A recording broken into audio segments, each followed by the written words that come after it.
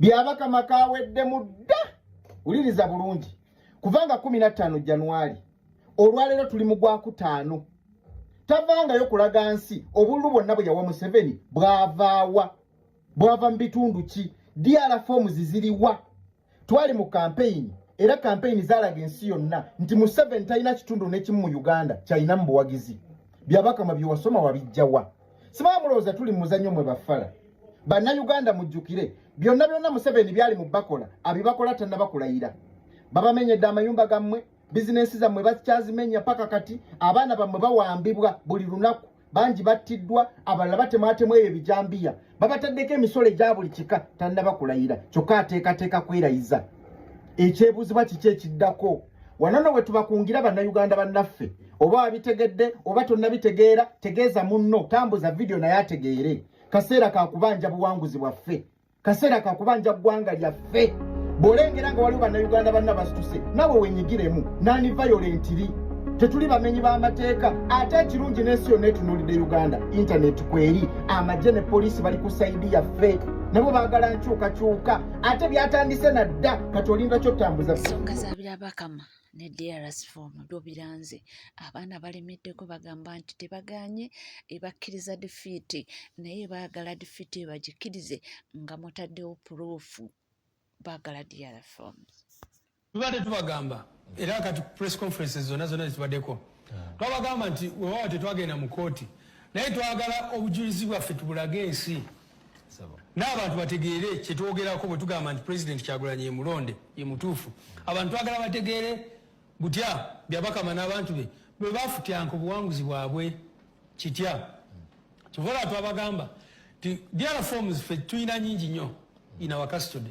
tulinze byabakama oyo ateekeyo DR forms zeyasinziirako okulangirira akalulu ke yalangirira kakati abantu bannansi bategeere amazima tujja bagamba polling station eno mwalonda bwe muti okusinziira ku DR form entuufu naye bano bagikyusa ne bakola kino ne kino era n'abantu baffe ababulijjo abalonderaawo babeere involved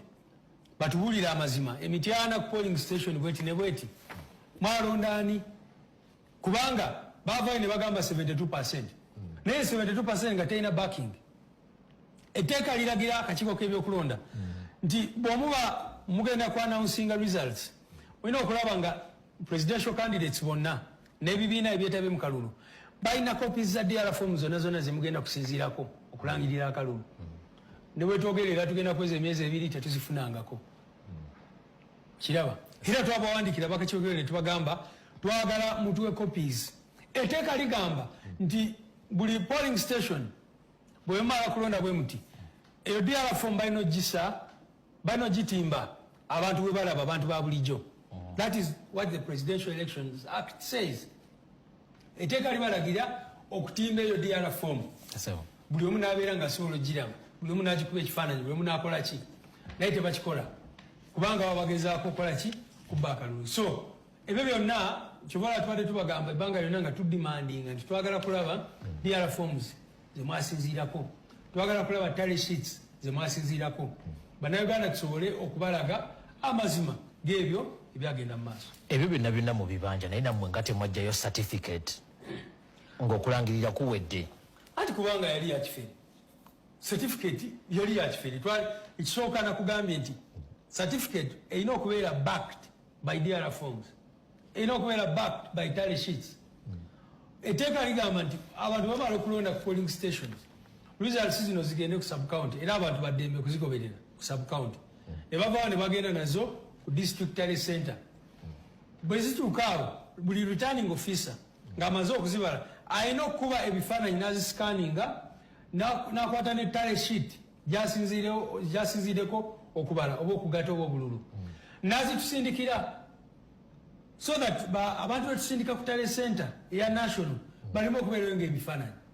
kati abantu baffe bali ku tally center nga babuuza byabakamu oyo era waliwo n'akatambi ke mwakwata nga mumubuuza DR form ziriwa polling station kizobala era nga tasobola kunyonyola kubanga abantu bamala okulonda presidential candidate alina okubeera nga alina watudde tulina okubeera ne tally center yaffe ne tulaba DR forms ezivuddeyo etukomparinga n'ezo ze baleese kati awotegerera ddala lwaki bajjako ne internet kubanga bati bagala abantu bakommunicating bati bagala nzena Ssaabawandiisi nkubira omuntu waffe Karamoja mubuuze mbulira DR form zigenze zitya obudde ku polling station ez'enjawulo butambudde butya n'ebirala bwe bityo so kyova olaba tugamba nti byonna bye bakola byali si bituufu era ttiimu yaffe yali ku Tale Center yagaana okukwata eyo certificate kubanga yali teri backed by anything ekikyusaaki ekyobutagikwata anti nakugambye nti tuli mu kabanja ate mu kabanja secretary Chenova secretariat ow'ekibiina kya NUP omukulu David Lewis Ruvungoya naye yeeyongedde okuba nga asitula eddoboozi naye ono agambye nti mukimanyi nti diversion zijafuuka diversion wano eno nti buli bavaayo kubanga babanja DR forms zino wabaawo kijja era wabaawo kye bateekawo kansole nti Abannayuganda muri ready tugenda ku receiving diversion ennene mumanyi lwaki twagenda ne tubanja DR forms ezo ne batugamba kakati abasuubuzi babagubye mu kibuga ne tudda ku ekyo kakati ate biiru n'etambula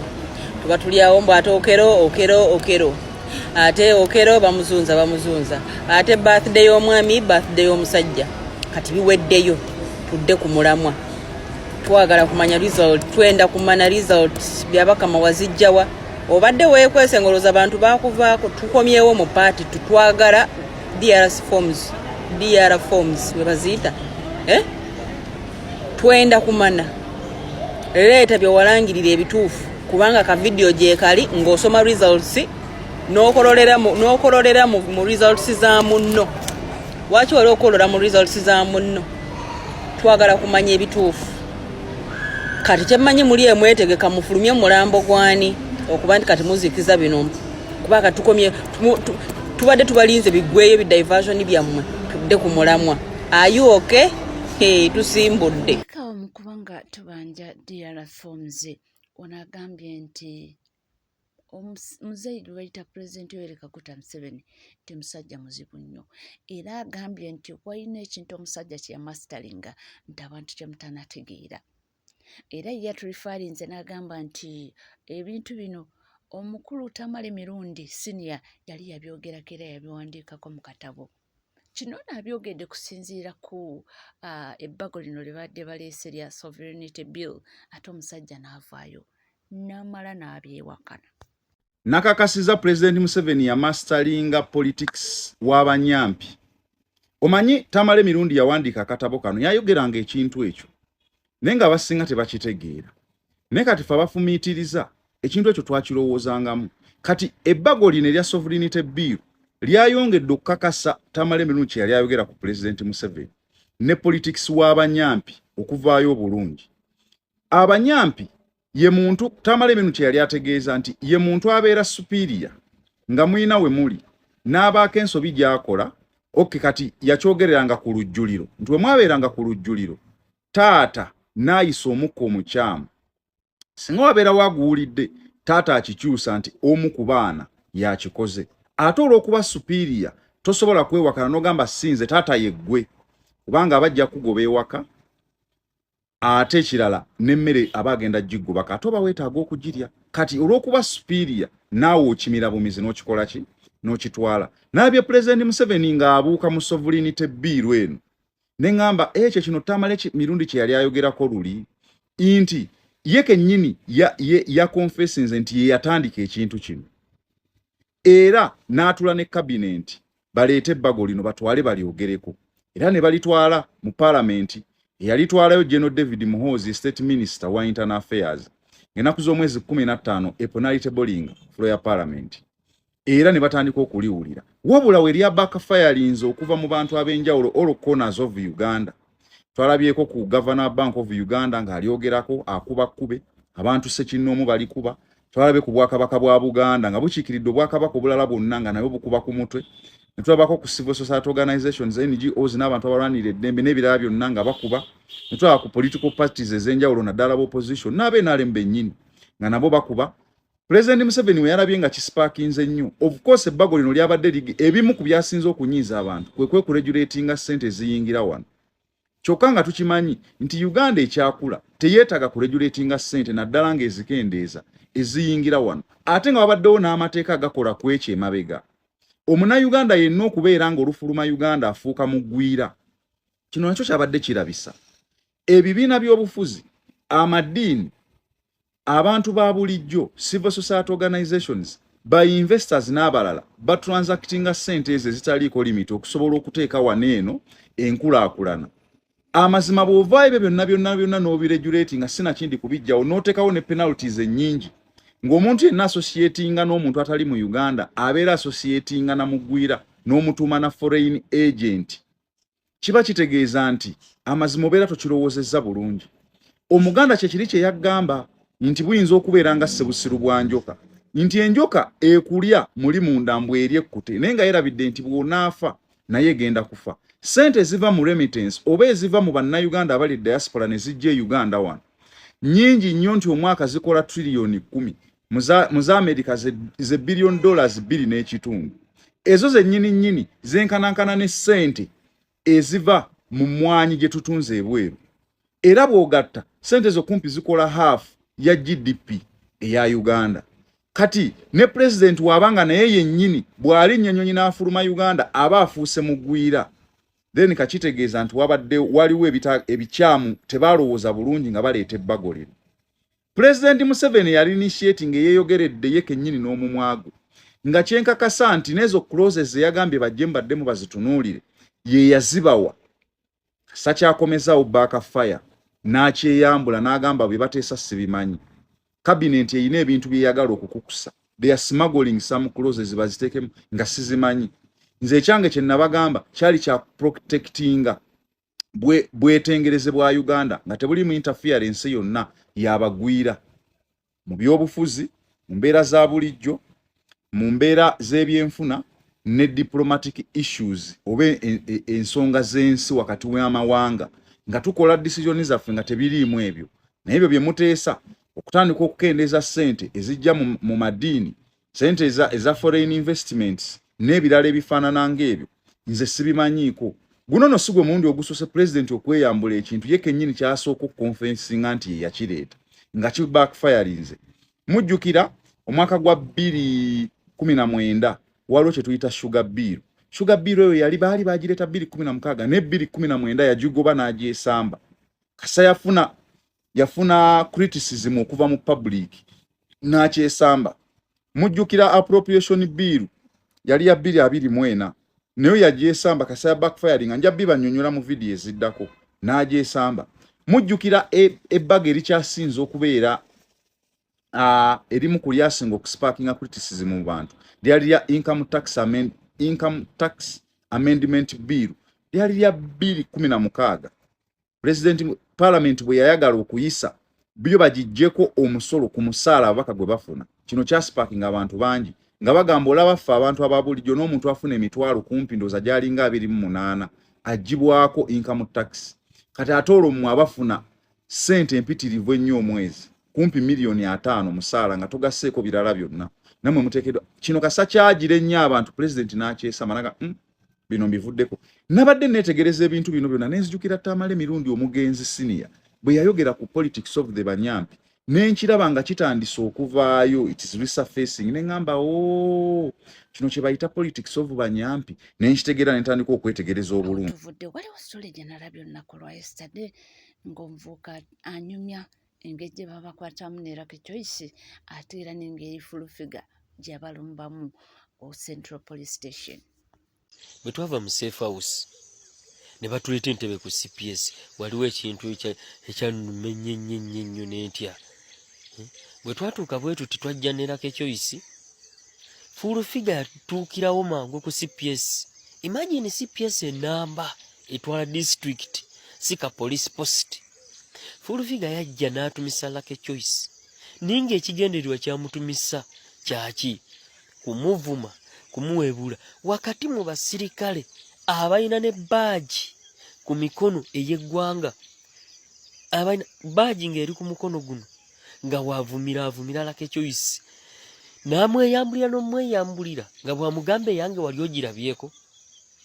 sigera kukozesa kigambo ekyo manyi otegedde nga bw'amugamba yange wali ogirabyeko sigamba nti olwokuba siri kwe kunenya nti yali avo naye mu lujjudde lw'aba officer ba intelligence officer bonna nga naye bo bagamba bugambi maama presidential advisor tosooka wandikomi nga basusuuta busuusuusi. Imagine omuntu nga full figure, such a person like a full figure, okujja n'aweebuula omuntu mu maaso ga police gaba police officer